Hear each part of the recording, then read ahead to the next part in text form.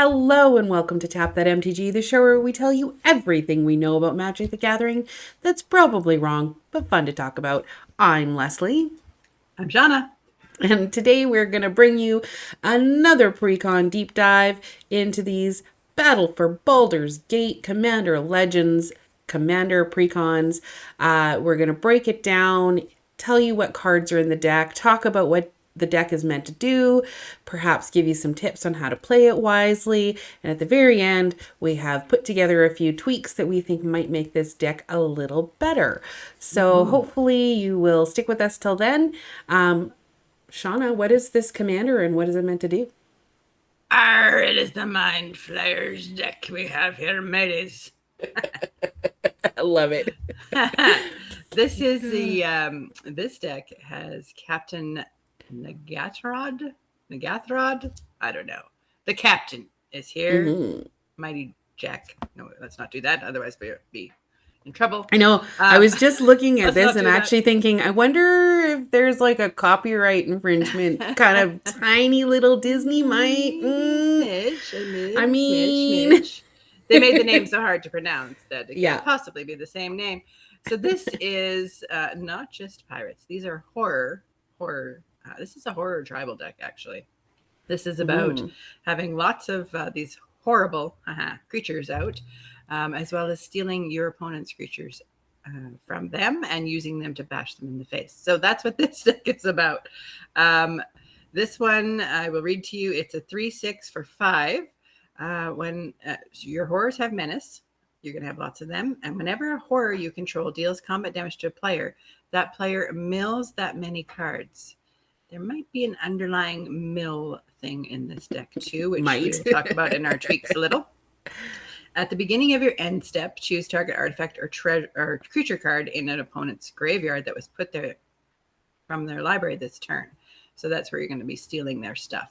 You get to put it on the battlefield under your control. So that's pretty awesome. I'm going to let Leslie tell you about the layout of this deck. While I make this bigger. Exactly. All right. Well, our guts of this deck are pretty interesting. First, we'll start with our mana curve. We have 2 at 0 to 1 cost, 15 at 2, 15 at 3, 10 at 4, 11 at 5, and 9 at 6 and up. So it's kind of a little bit of a wall. There are quite a few in 2 and 3, but it doesn't have a typical curve that you might see to kind of ramp up. We'll see how that plays out. I have not played with this deck, but it sure looks fun. Color breakdown, we have 24 black and 18 blue, so relatively even, but more on the black side there. We do have 14 colorless, which isn't typical for a commander deck. Unless it's an artifact heavy commander deck, but this one seems to break that rule. And then multicolor, we have 6. So that's always good to see. Love my multicolored cards. And then when we look at our card types, we see that there are 29 creatures, 14 sorceries and instants, 5 enchantments, and then as far as our artifacts go, we have 11 vanilla, well, not vanilla, but plain old artifacts, and 3 artifact creatures. So that's maybe why we have a few more artifacts in than we typically have. So there's the guts of it. Before we get started and talk about the cards, we are going to tell you a little bit about a formula that we use to evaluate decks. Yeah, so the formula we like to use when we build our deck seems to be similar to what Wizards of the Coast uses when they're building most of their decks. Some of them stray from that, but the ramp, we use about 15 cards for that. Removal, 15 or so. Card draw, 13. You need some card draw. High impact cards, so those are cards that win you the game. There's about 12 of those. And then we've got about 10 other cards that are match the theme or help your winning cards win easier. And then we have about 34 lands when we are typically building a commander deck. So we will evaluate this deck based on that. So what is our first section there, Leslie? Well, our first section is mana rep and mana generators. There's quite a few that do similar things, so we'll maybe go through them a couple at a time here. Formula calls for 15, and our deck has about 10, so it's a little low, but what is there is really good. So the first one is Arcane Signet and Mind Stone. Arcane Signet, you can tap for any mana in your commander's color identity, so very versatile there, nice commander stable. And Mind Stone taps for colorless, but you can also pay one and sacrifice it to draw a card, so it kind of fits in the card draw category as well. Then we've got the Dimir, which is the blue and the black colors, little rocks as well. So the Dimir key rune for 3, it adds the blue or the black. Or you can, in this case, pay a blue and black, and it becomes a 2/2 black horror artifact creature. So that's very convenient in this deck. And Dimir Signet, it is another card that you pay 1 and it adds the blue and the black mana for you. And then we have a couple really wonderful rocks in this. Ever-flowing Chalice and Herald's Horn. Ever-flowing Chalice, it costs 0, but you can pay 2, and for every time you pay 2, because it's multi-kicker, you can do that multiple times. It enters the battlefield with a charge counter on it for each of those times, and then it taps for however many charge counters are on it. So if you decide to put 10 mana into it, that's going to give you 5 charge counters, and then it's going to tap for 5, for example. Herald's Horn for 3, it enters the battlefield. You get to choose a creature type. In this deck, I would recommend horrors. Creature spells of that type cost 1 less to cast, but the best thing about this is that at the beginning of your upkeep, you get to look at the top card of your library. If it's a creature card of the chosen type, you may reveal it and put it into your hand. So again, this fits in the card draw as well as the mana ramp category, but having your horrors cost 1 less is fantastic. Definitely. Then we've got, of course, the Soul Ring is in there too. So another good reason to pick up these commander decks. Soul Ring is there, taps for 2 mana. And in this case, the Talisman of Dominance is in here too. And that's a pretty good card to be getting. And it can tap for the colorless mana, or the black or the blue, but deals 1 damage to you when you tap that. So yeah. And the last 2 in this section is our Thought Vessel and our Black Market. So Thought Vessel just taps for colorless, but it gives you no maximum hand size, which is going to be fantastic if you're drawing cards, especially if you can just look at the top card of your library with the Herald's Horn on a regular.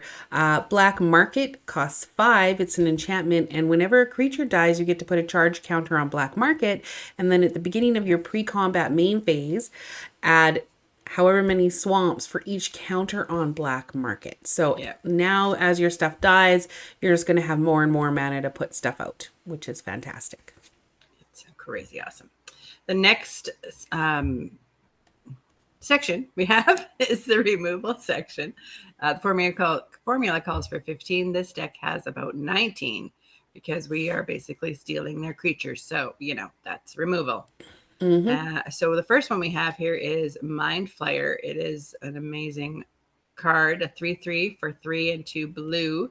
It's a horror and it has Dominate Monster. So when Mind Flayer enters the battlefield, I hate this card when I'm playing it in standard, but anyway, gain control of target creature for as long as you control Mind Flayer.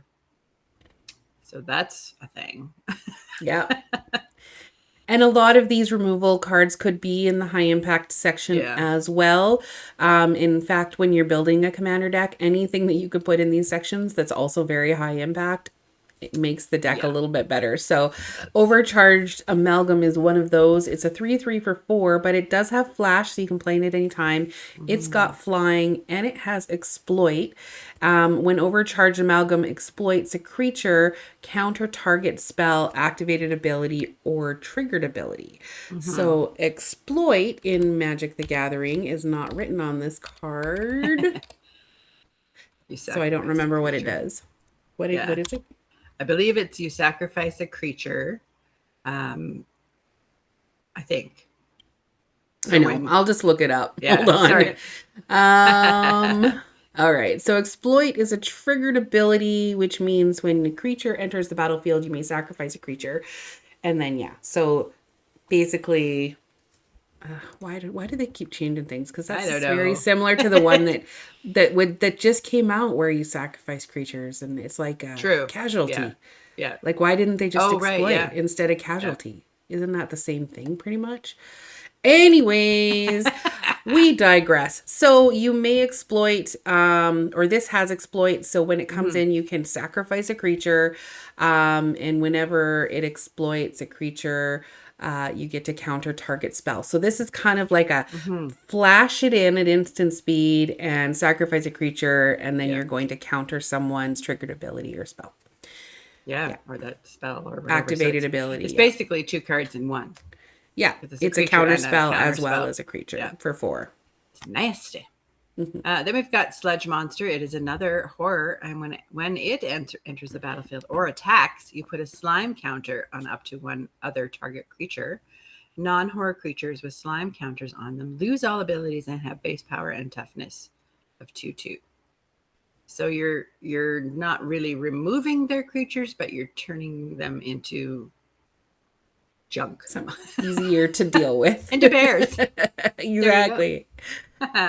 Dark Hatchling for 6 is a 3/3 with flying. When it enters the battlefield, you get to destroy target non-black creature. It can't be regenerated. So again, 2 and 1, you get a creature as well Mhm. as a removal spell. So 6 is a great cost for that. And then Consuming Aberration, it's for 3 in the black and the blue, or yeah, black and the blue. It is a horror, and its power and toughness are each equal to the number of cards in your opponent's graveyard. So in a commander game, this could be big. Whenever you cast a spell, each opponent reveals cards from the top of their library until they reveal a land card, then puts those cards into their graveyard. Oh my god! Mm-hmm. So it's just a nice little Yeah. another mill, right? So now we got our commander Mm-hmm. with mill and this one with mill.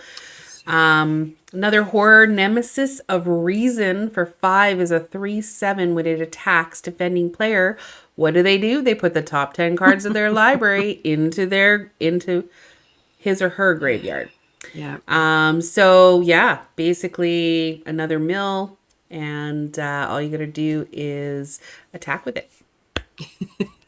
So So it mean. got a big butt, so that's okay. Oh gosh. Phyrexian Revoker. It's a 2 mana cost 2/1 artifact creature that happens to be a horror as well. And when it enters the battlefield, you choose a non-land card name. Activated abilities of sources with that chosen name can't be activated. So it could be their planeswalker, it could be their creature that has some crazy activated abilities on it. Basically, you say nope. Nope. Dusk Mangler for 6 is a 5/4. As an additional cost to cast this spell, you do have to sacrifice a creature, discard a card, or pay for life. Any one of those things is great. And I love that this card is versatile. You don't just have to sacrifice a creature because that makes it very conditional. You don't know if you have any creatures on the battlefield when you go to play this. So being Mhm. able to have that discard a card or pay for life is fantastic. When it enters the battlefield, each opponent sacrifices a creature, discards a card, and loses 4 life. So it doesn't matter that you had to do one of those. Everyone else has to do all of them. You're just so mean. Good Uh, removal. Plague Spitter, another nasty looking horror. I don't know. It's so weird. A 2/2 for 2 and a black. At the beginning of your upkeep, this guy deals 1 damage to each creature and each player, including yours, but whatever, you don't care. When it is put into a graveyard from play, the spitter deals 1 damage to each creature and each player. This might be a good little sacrifice, dude, but I don't know. Yeah. You're going to be pinging and doing lots of damage with this guy. Well, and 1 damage to each creature is great for those Yeah. little like goblin decks, for example, Mm-hmm, that I was mm-hmm. playing against last night where I think I had a board wipe, but it only killed everything with power 3 or greater. Oh, And he had a bunch of little 1/1s and 2/2 goblins. So it was like, dang. So I needed to get rid of those too. Anyways, Uh, Ravenous Chupacabra. I love that this is a horror. You know, when you yeah, I see totally cards forgot that about you've that. played with and loved all the time, and then you're like, oh yeah, this is a horror. It fits in a horror deck. Sure. So it's a little 4 mana cost 2/2, but when it enters the Yep. battlefield, you get to destroy target creature an opponent controls. So again, 2 in 1. Love it. Mm-hmm. Fractured Sanity. This is for 3 blue pips, and Gross. each opponent, it's a sorcery. Each opponent mills 14 cards. It's just mean. It does have cycling on it. That's for 1 and a blue. So cycling is you want to just discard that card and draw a card instead. But this one does say when you cycle this card, each opponent mills 4 cards. So regardless, you're going to be making them mill something. It just depends on what you need. If you need some card draw, or you just need to play this just to be mean. Yeah. And mill is removal, right? Like your Yes. commander has removal. It removes it from, I mean, unless they have a lot of graveyard recursion, now it's in their graveyard. So Yeah. Well, you're crippling going to fear. steal it anyway. Hopefully, yeah, exactly. Crippling fear for 4. Choose a creature type. Creatures This is what that Leslie needed. aren't that exactly creature type get -3/-3 until the end of turn. So in this deck, you're going to choose horror, of course, and then everything that's not a horror gets -3/-3.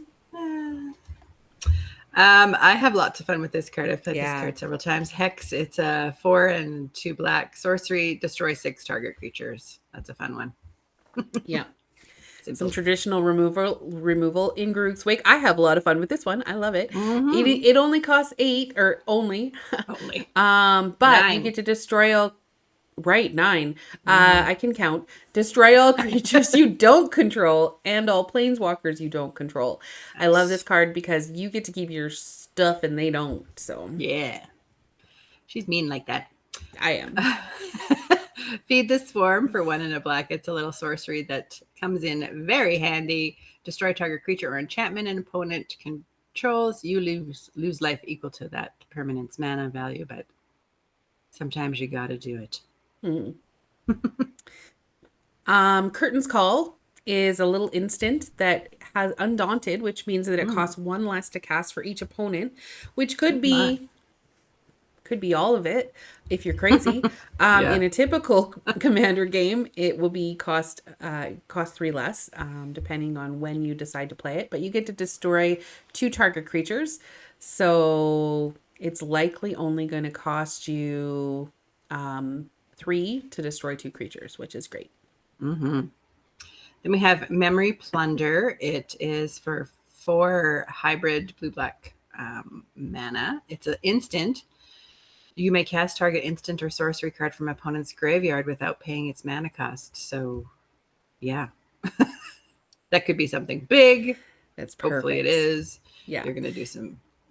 Because remember, your commander is a little bit conditional. You can only put things onto the battlefield that were put there that way this turn. So buy him, but this gets you anything. So takes advantage of that other mill stuff, right? Yeah. And a blue-black, of course. Any blue player has to have more than 1 counter spell. We've seen one already.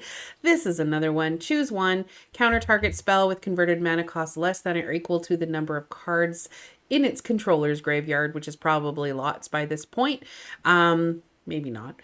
Destroy target creature with converted mana cost less than or equal to the number of cards in controller's graveyard. So taking advantage of the stuff in people's graveyards, you can counter spells or you can destroy target creature. So yeah, great card. I love that. I loved it in Throne. Yeah. Then we have Mind Crank, which is a little artifact for 2. Whenever an opponent loses life, that player puts that many cards from the top of his or her library into his or her graveyard. So combine that with your commander being out, and when those guys are doing damage, it's really not very nice. That many cards. So they lose if you hit them for 10, they have to mill 10, right? Am I reading that correctly? Yeah. Cray. All right, then we have card draw and tutors. Our formula calls for 13. This deck has 8, so it's a little on the light side for card draw. But you can also, there was a few in the mana ramp that were for card draw. Plus, being able to steal from people's graveyards essentially makes their graveyard your hand. So I think it's probably okay. I think you're good. Forgotten Creation. This is a nice little 3/3 zombie horror for 4. It has Skulk, which means this creature can't be blocked by creatures with a greater power. So that's always a great way to get some damage in so that you can mill them. At the beginning of your upkeep, you may discard all the cards in your hand. If you do, you get to draw that many cards. So cycle your hand out, maybe Yep. put something into the graveyard that you know you want to get back for graveyard recursion. And yeah. Yeah. Good. Grazalax Illithid Scholar for 1 and 2 blue. It's a 3/2 horror again. Whenever a creature you control becomes blocked, you may return it to its owner's hand. So now you're really causing them some problems. What do? They don't know what to do. Whenever one or more creatures you control deals combat damage to a player, you get to draw a card. Mm-hmm. So it's just, yeah. Just you're making them make some crazy choices. Yeah, exactly. And it's removal of that card too. It fits in that section.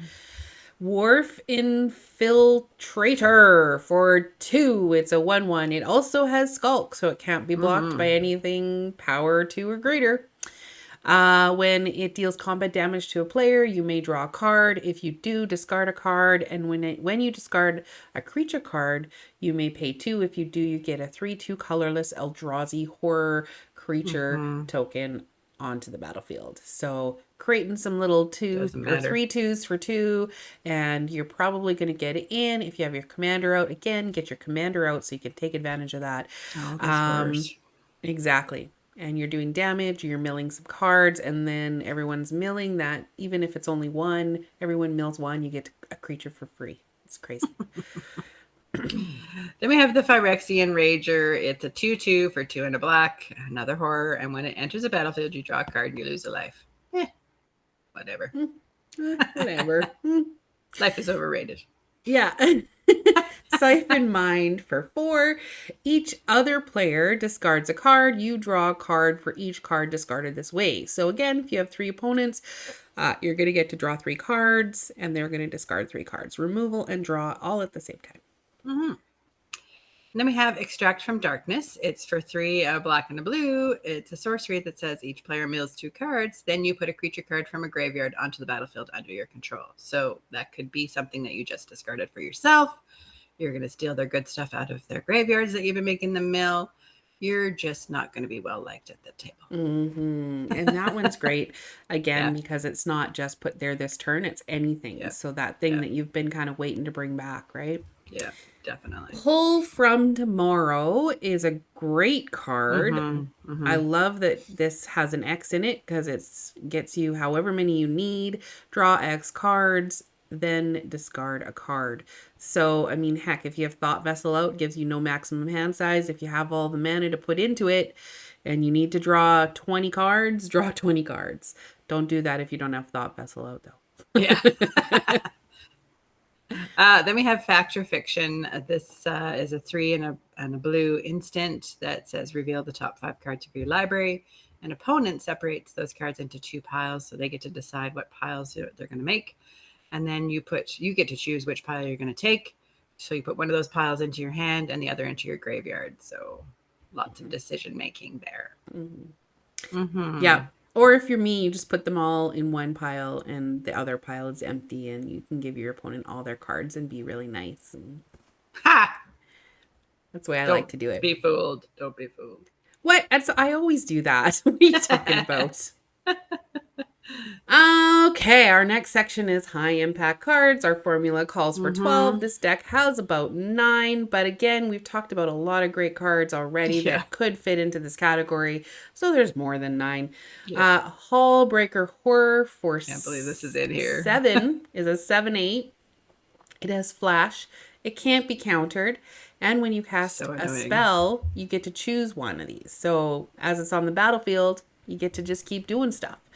Return target spell you don't control to its owner's hand, or return target non-land permanent to its owner's hand. And that's whenever you cast a spell.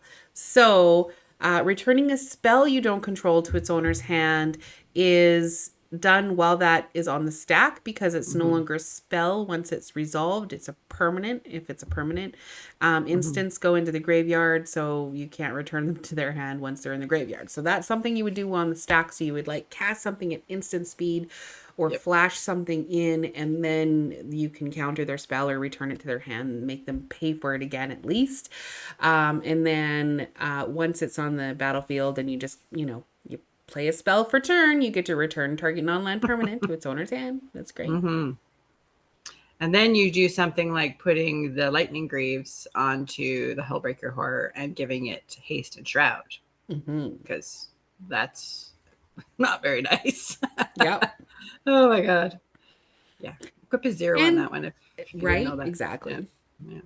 And then we have Leyline of Anticipation in this deck, which is a 4 mana cost enchantment, which isn't that expensive for these Leylines.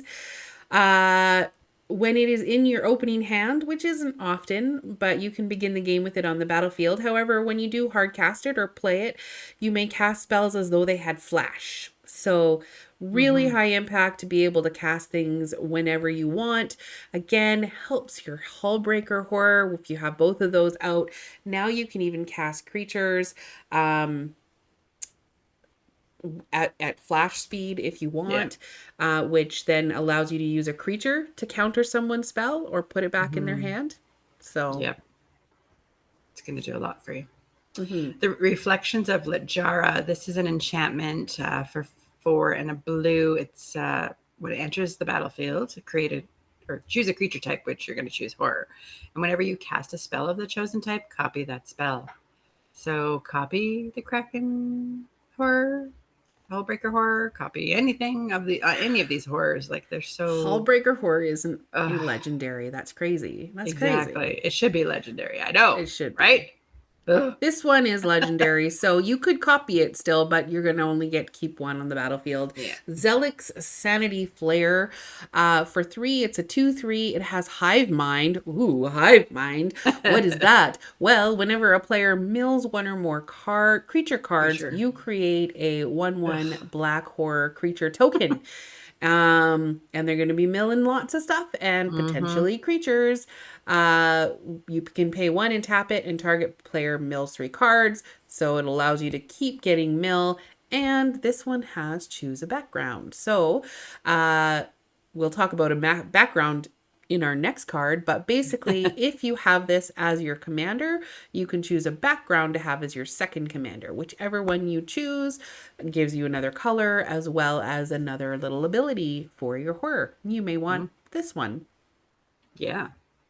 Haunted One is the background, a legendary enchantment for 2 and a black. It says commander creatures you own have, whenever this creature becomes tapped, it and other creatures you control that share a creature type, horror, with it get +2/+0 and gain undying until end of turn. So your big menacing horror that you've got going on here get bigger, and when they die, if it had no 1/1 counters on it, return it to the battlefield under your control again with the 1/1 counter on it. So bring them back to do it all over again. Yeah. Awesome.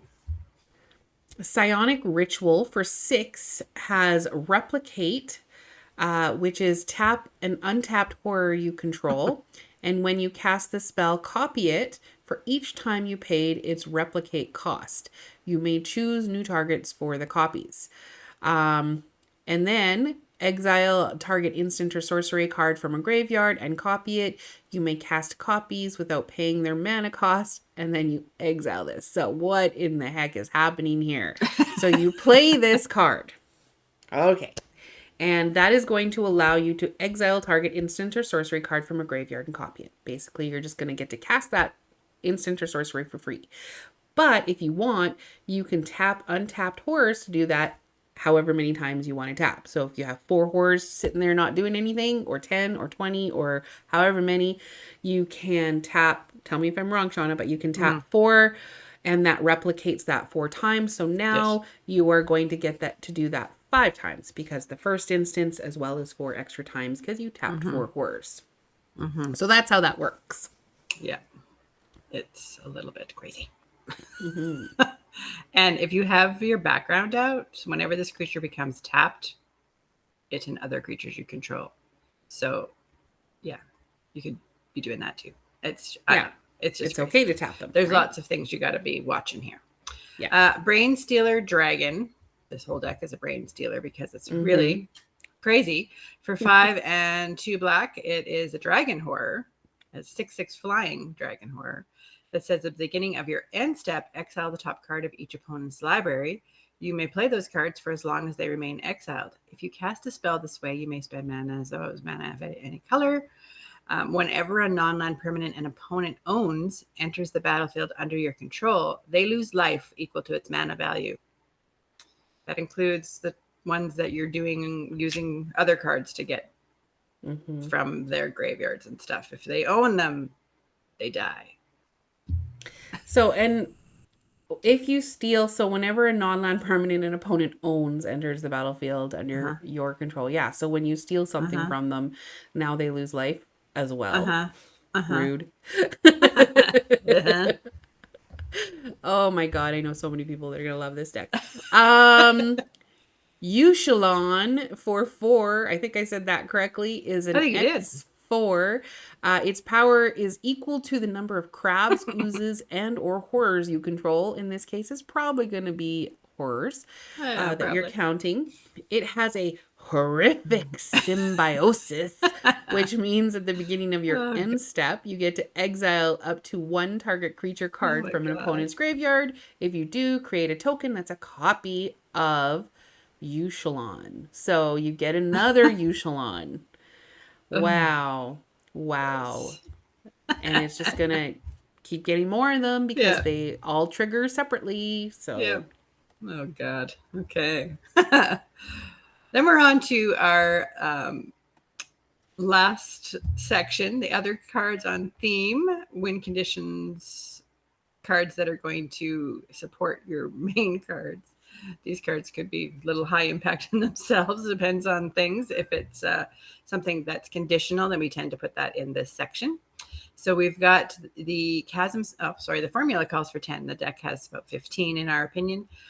Chasm Skulker is a 1/1 for 2 in a blue. It's whenever you draw a card, you get to put a 1/1 counter on the Skulker.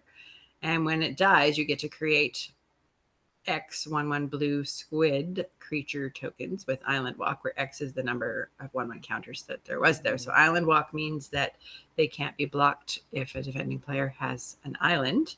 So those are going to be little guys doing some jobs for you. So it's in here because you don't necessarily draw a lot of cards to make that bigger. So it's a little conditional, but it's awesome. Too bad they weren't little squid horrors, because then the horrors would be doing damage for your commander. Totally. Guess we can't have everything. Can't have Drew's Harvester for 3 is a little 4/4. It's got protection from white. At the end of your turn, you lose 4 life, so that's risky. But whenever a creature is put into a graveyard from play, you gain 2 life. So give, take, ebb, flow. It does have protection from white. So what is protection? So protection, the easiest way to remember protection is the acronym DEBT. DEBT. Can't be damaged by, enchanted by, blocked by, or targeted by anything that is white. So that is how protection works. Yeah. Then we have Guilt Feeder for 3 and 2 black. It's a 0/4 horror that has fear, so it can't be blocked except by artifact creatures or black creatures. When it attacks and isn't blocked, defending player loses 1 life for each card in his or her graveyard. Ooh, that's awesome in this deck. Yeah. You don't really need to. It's a 0/4, but you don't need to hit with it at all. Oh my god, so mean. Hunted Horror for 2 is a 7/7 with trample. My god. And when Hunted Horror comes into play, you put 2 3/3 green centaur creature tokens with protection from black into play under target opponent's control. So there is some downside to getting a 2/2 or a 7/7. 2 mana cost 7/7. You have to give some things, and it has protection from black. So basically you're saying to 2 of your opponents, you can block this with my little green centaur that I'm going to give you. But the third person is not your friend. Yeah. Well, and horrors have menace, so. Yeah. Oh, right. If you have your commander out. Yep. Crazy. Crazy. Night Howler for 1 and 2 black. It is a 0/0 enchantment creature horror. So this one has a bestow cost. So you can pay the 2 and 2 black for it. And if you cast it with its bestow, it becomes an aura spell onto a creature. So you attach it to another creature. Either way, the Night Howler or your enchanted creature gets +X+X, where X is the number of creature cards in all graveyards. So in this case, that could be fairly big. It just depends what you want to do. Make it a creature by itself or enchant another one. Yeah. This card is always interesting because when you put it on the battlefield, you're constantly going, how many creatures do you have in your graveyard? Yeah. So one thing that I find is helpful if you have someone playing this is just keep track of the creatures in your graveyard for them. Put a little dice next to your graveyard, and every time you put a creature in there, just keep track of that for them. It's just a nice thing to do. Makes Even the though game they're go not faster. being very nice for you. Makes the game go faster, exactly. Nihilith. Why do I get the weird ones? Anyways, Nihilith for 4. It's a 4/4 for 6. It has fear. It has suspend 7. And whenever a card is put into an opponent's graveyard from anywhere, if this is suspended, you may remove a time counter. So you're gonna suspend this. Yep. Like just suspend it. Don't pay for it. Yeah. For 2, you just basically put it on the battlefield. You pay your 2, and you have 7 time counters on it. And then every upkeep, you get to remove a time counter. So it could be 7, basically 7 turns. You get this onto the battlefield at no additional cost. However, as you're milling people, which is going to happen lots, as you've seen already in this deck, you get to remove time counters. So essentially, you might get this the next turn or the same turn for free. It does also have fear, and fear means that it can't be blocked except by black creatures or artifact creatures. Right. So if they're playing not those colors, then he's also unblockable for 4. Which helps your commander get in extra damage, which then mills people and gets you more creatures. So that's actually a really great card for this deck. Yeah. Sewer Nemesis, this nasty looking horror here. It for 3 and a black, it enters the battlefield. You choose a player, and its power and toughness are each equal to the number of cards in the chosen player's graveyard.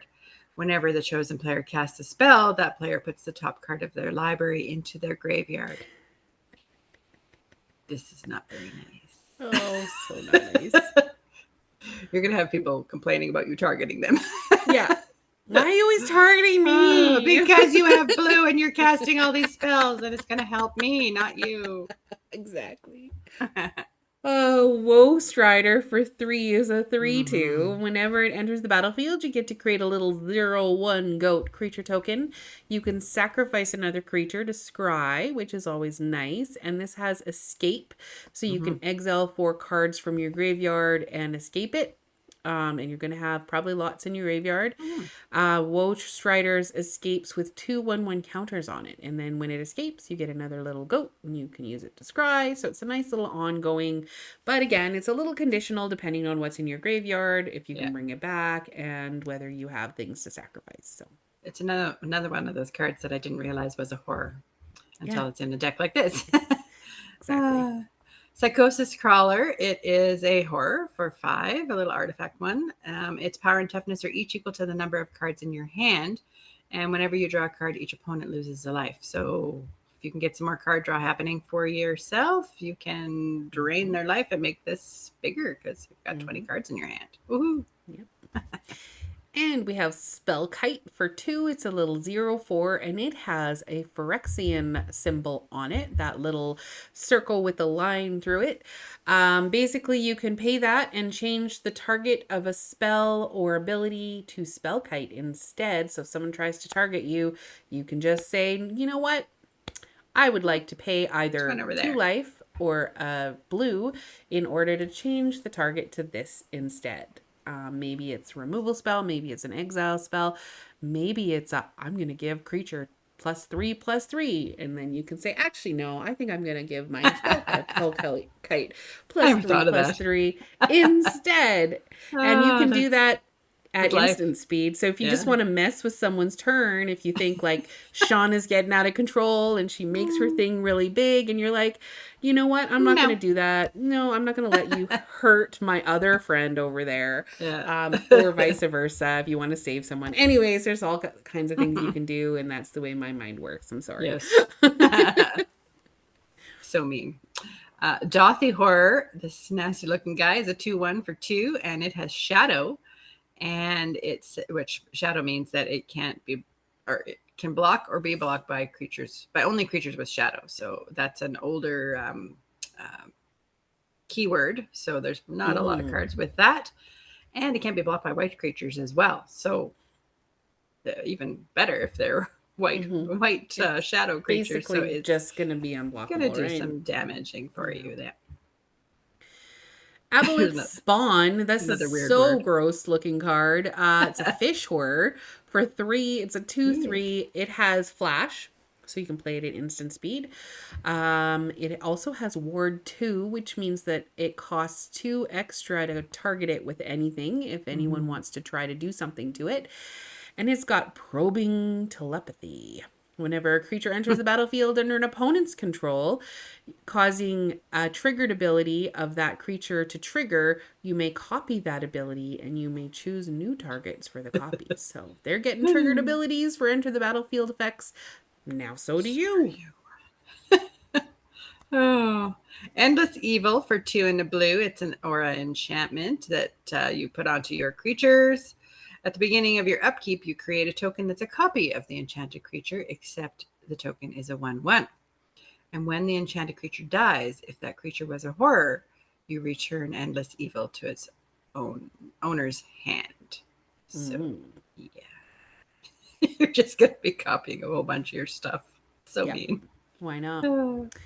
Grell Philosopher for 3 is a 1/4. It's got aberrant tinkering, all So these weird. weird new things, or not, I guess it's not new, but when Grell Philosopher enters the battlefield and at the beginning of your upkeep, so next turn as well, and every upkeep, each horror you control gains all activated abilities of target artifact an opponent controls until the end of turn.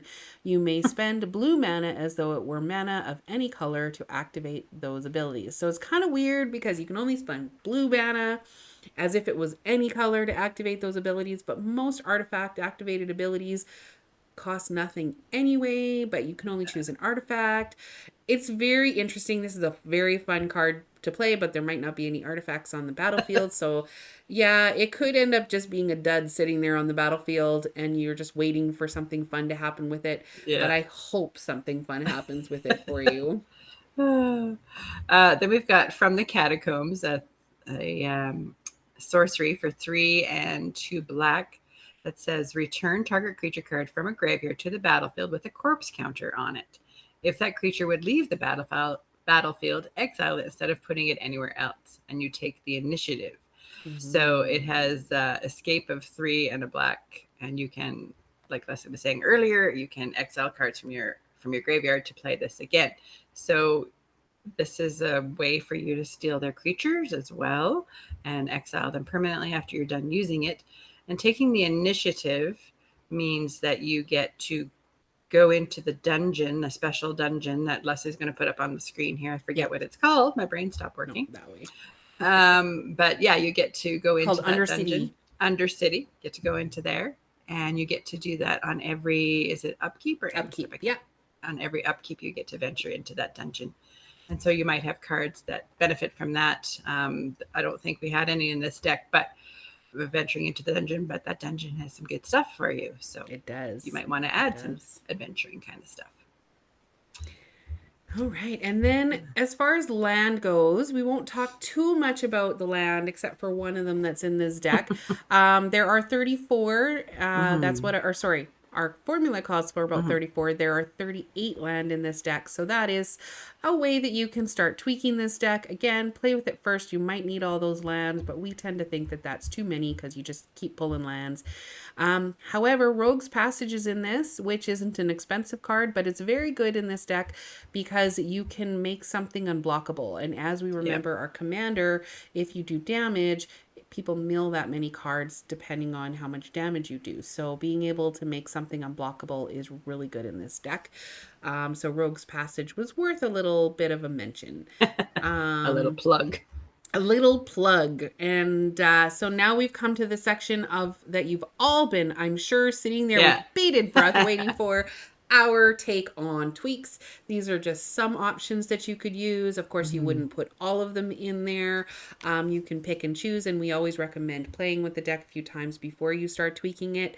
But these are ones that we kind of thought might go really well in this deck. So the first one that we have is... did I put Fraying Sanity in here later? Yeah, I did. So I'm just going to skip that. So the first one we have is Thief of Sanity, which is a nice little Dimir specter. So it isn't a horror. It doesn't fit the horror theme. However, it does fit the steely theme. So 3 mana, cost 2/2.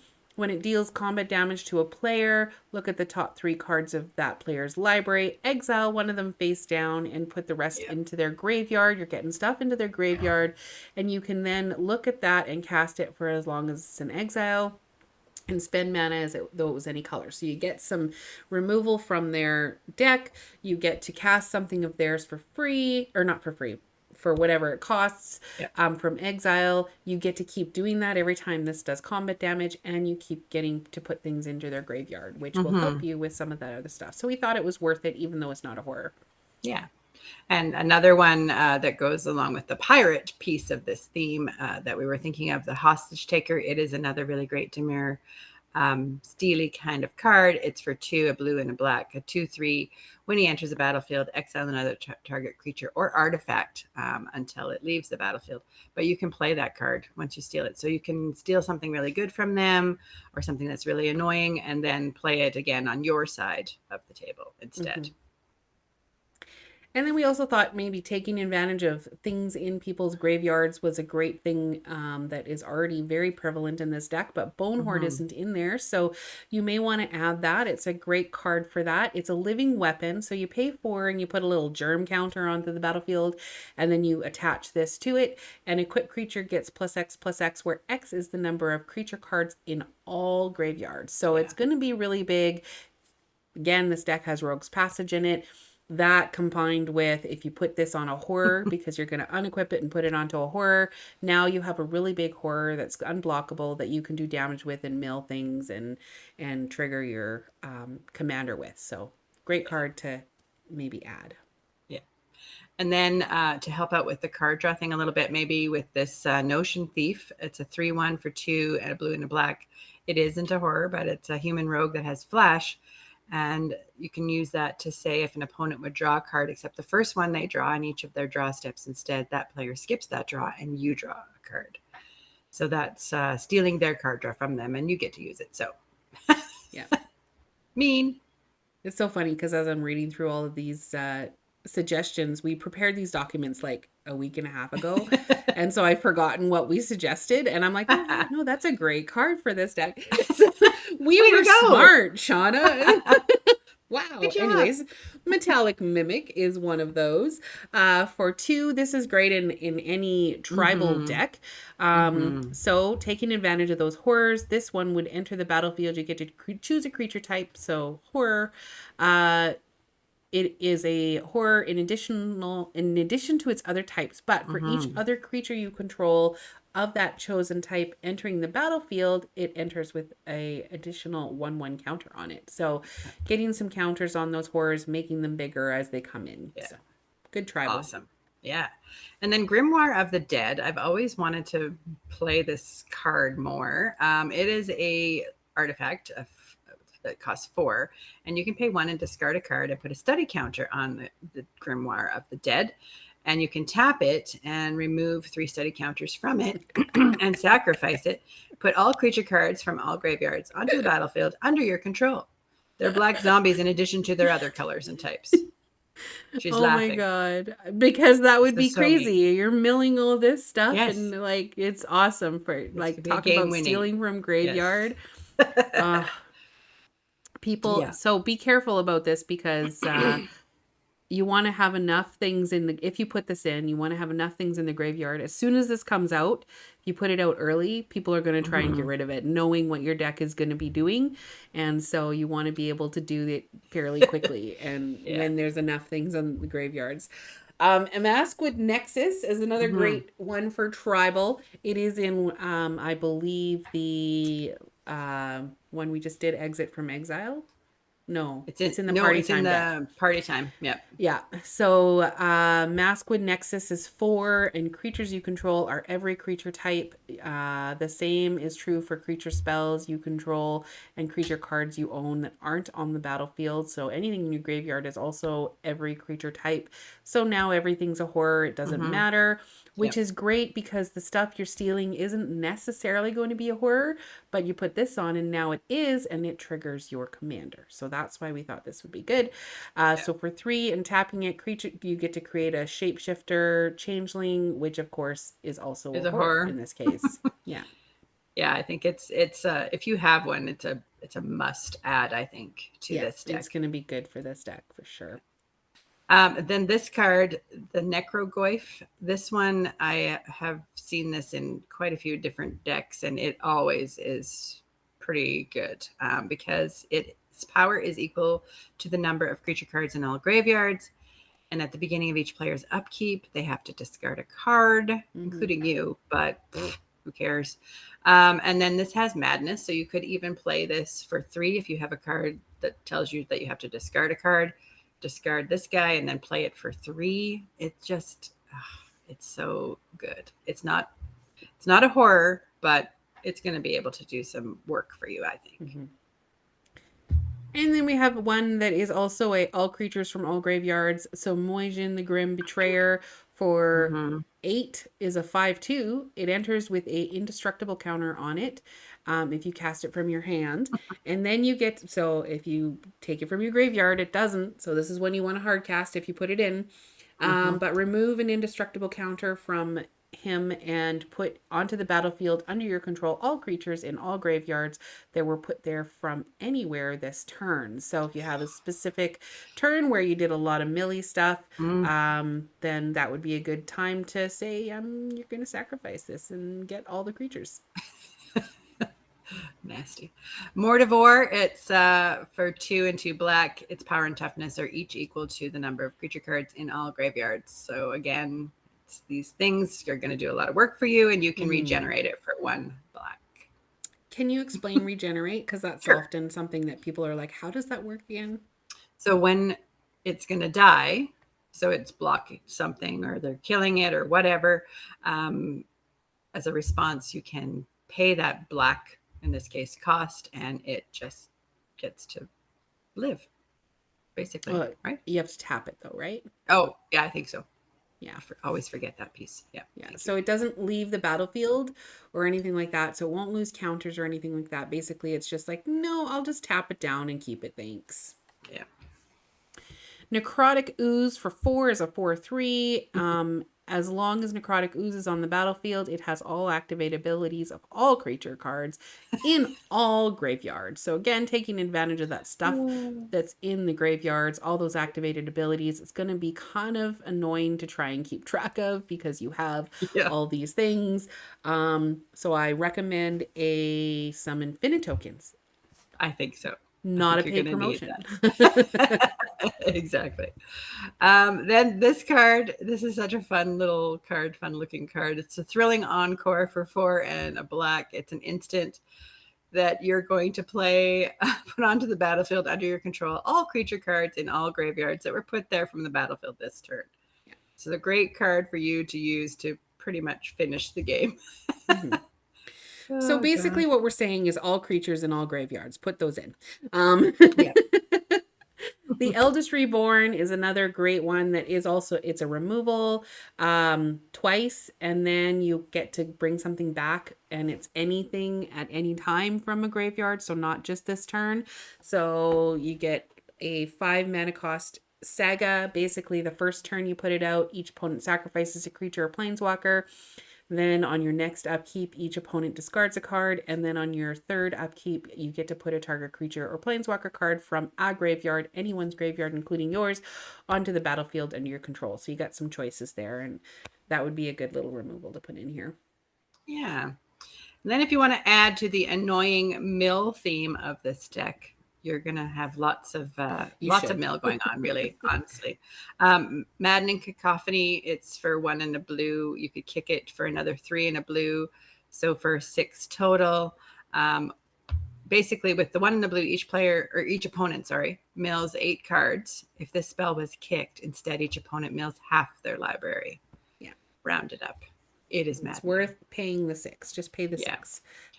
Fraying Sanity is another ongoing mill card that is just a great little card for 3. It's an enchantment. You get to enchant player, and then at the beginning of each end step, each player puts the top X cards of his or her library into his or her graveyard, where X is the number of cards put into their graveyard from anywhere this turn. So at the end of every end step, if some mill happened, some more mill is going to happen.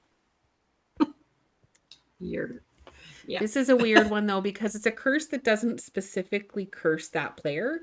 So you can put it on anyone. It doesn't matter, right? Because it doesn't do anything specific to that player. Because it says, oh, no, enchanted player. Yeah. Okay. I thought I read each instead of enchanted because I'm dyslexic that way. Cut Your Losses. It is a new card from New Capenna for 4 and 2 blue. It is a sorcery that has casualty 2. Here's that casualty thing that says, as you cast the spell, you may sacrifice a creature with power 2 or greater. When you do, you get to copy it and choose new targets. So this one, you are going to try to do the casualty because it says target player mills half their library rounded down. Mm-hmm. Do that to 2 people. And Traumatize would be very traumatizing to do. For 5, it's a sorcery, and target player puts the top half of their library rounded down into their graveyard. Mm-hmm. So just a reminder that your commander can only bring back 1 card. So yeah. It's just whatever. And Agent your commander can only do the stuff that is put there by the commander as well. So you traumatize. No, it does. It's any turn or any. Choose target artifact or creature card in an opponent's graveyard that was put there from the library. Oh, this turn. Okay. Yeah. Good. Because I was like, well, that's too bad. But I guess it's not too bad. It's not too bad. It's anything. Good. Just that turn though. Then we've got the always loved Agent of Treachery for 5 and 2 blue, a 2/3. When it enters the battlefield, gain control of target permanent. That's the beginning of your end step. If you control 3 or more permanents you don't own, which you're probably going to have, hopefully, you get to draw 3 cards. Yeah. Copy that guy. We were talking about this not having that much draw. So if you put that in there, you're stealing as well as gaining draw all the time, right? It's good. Yeah.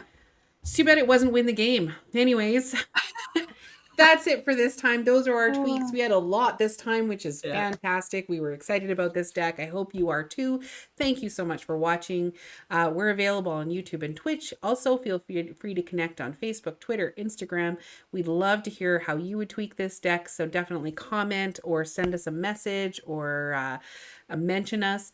That's it for this time. We'll see you next time. And in the meantime, tap those magic cards and have fun doing it. Bye, guys. Bye, guys.